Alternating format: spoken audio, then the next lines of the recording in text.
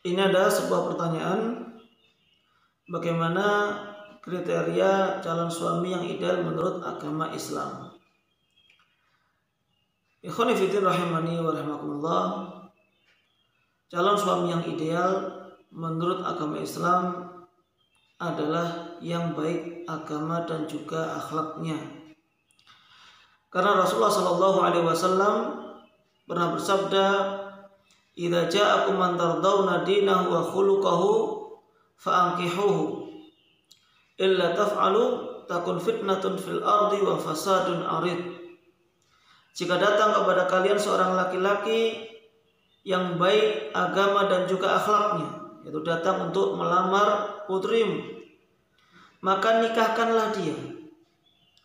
Jika engkau tidak melakukannya, jika engkau menolak lamaran laki-laki yang soleh dan akhlaknya baik tadi, maka niscaya akan terjadi fitnah di muka bumi ini dan juga akan ada kerusakan yang menyebar.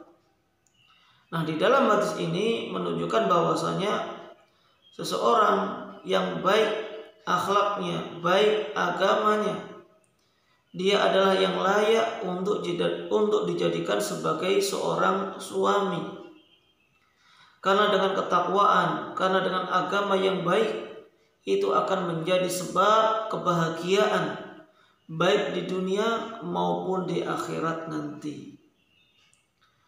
Hasan al-Basri rahimahullahu ta'ala pernah didatangi oleh seorang laki-laki yang menanyakan tentang putrinya yang saat itu dilamar oleh beberapa orang laki-laki.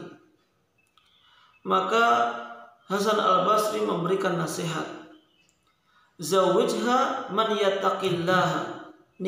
Nikahkanlah putrimu dengan laki-laki yang bertakwa kepada Allah Subhanahu wa ta'ala. Fa in ahabbaha akramaha wa in abghadaha la yadlimha. Seandainya laki-laki yang bertakwa tadi dia mencintai putrimu, maka pasti akan memuliakannya. Dan sebaliknya apabila tidak menyukai istrimu misalkan, maka laki-laki suami yang bertakwa tadi tidak akan mungkin akan mendolimi istrinya. Maka inilah yang menjadi prioritas utama dalam mencari pasangan hidup, khususnya seorang suami. Lalu bagaimana kita mengetahui laki-laki tersebut bertakwa atau tidak, soleh atau tidak, akhlaknya baik atau tidak? Apalagi kalau memang belum pernah mengenalnya. Maka di antara caranya adalah dengan menanyakan siapa teman-temannya, bagaimana teman bergaulnya, di mana dia suka bepergian. Seorang laki-laki yang biasanya nongkrong di sana, makan-makan, tambah merokok misalkan, maka ini indikasi laki-laki yang tidak dekat dengan Allah Subhanahu wa ta'ala. Namun sebaliknya, apabila ada seorang laki-laki dia rajin pergi ke masjid, dia rajin ikut majelis ilmu, majelis taklim atau kajian, yang mana dengan mengikuti majelis taklim dia akan meningkatkan pengetahuan dia terhadap agamanya, maka ini adalah indikasi bahwa laki-laki tersebut adalah laki-laki yang soleh. Lalu juga mungkin bisa ditanyakan kepada anggota keluarganya, orang tuanya, bagaimana perilaku dia terhadap orang tuanya.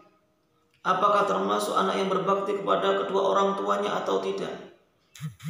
Apakah dia termasuk, kalau memang dia mampu, termasuk orang yang pelit kepada orang tuanya atau tidak? Atau dia suka membantu kedua orang tuanya? Jika dia tidak pernah pelit kepada kedua orang tuanya, dia baik berbakti kepada orang tuanya, ini juga menunjukkan adanya indikasi bahwasanya akhlak laki-laki tersebut adalah akhlak yang baik.